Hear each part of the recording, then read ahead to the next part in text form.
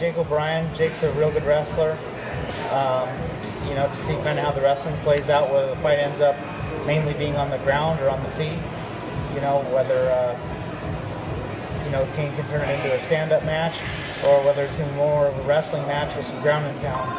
But we're looking to get the finish, and you know, Cain rack up another W.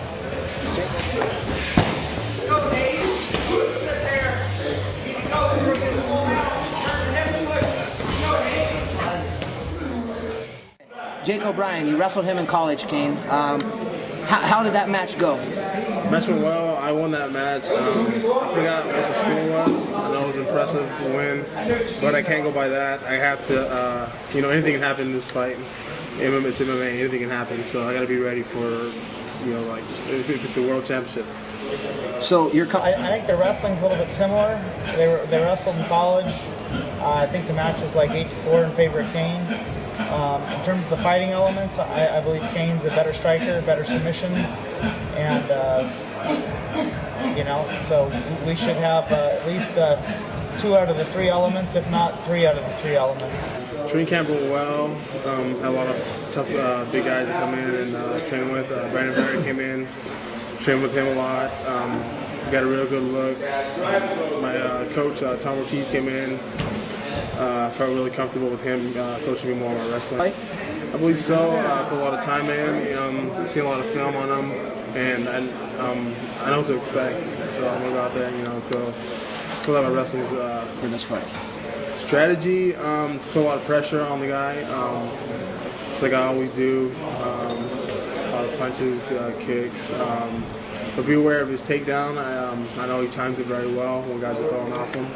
He has a real fast shot, so I gotta be aware of that. Your training camp went well. You know, you're mentally well. How do you see this fight playing out?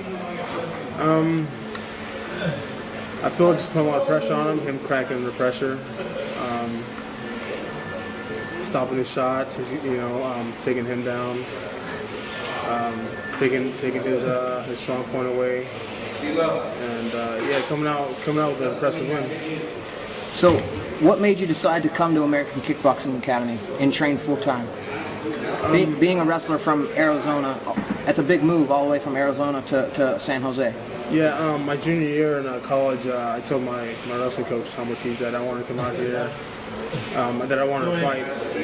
I want to fight my junior year, so he just told me to get down with my schooling, and after I graduate, he'll get me hooked up with the right people. So he called up his friend Dwayne Zinkin, who I'm with hooked up now. Dwayne pretty much flew me out here. I got to train here, and I mean, I loved it. You know, great training camp, great coaches, great teammates, and pretty much the rest is history. Now, you have a tattoo across your chest. What inspired you to get that tattoo? And it's for those who don't know, it says Brown Pride. The Brown Pride tattoo. I'm just really proud to be Mexican. I think our people stand, you know, for something great. We're hard-working people.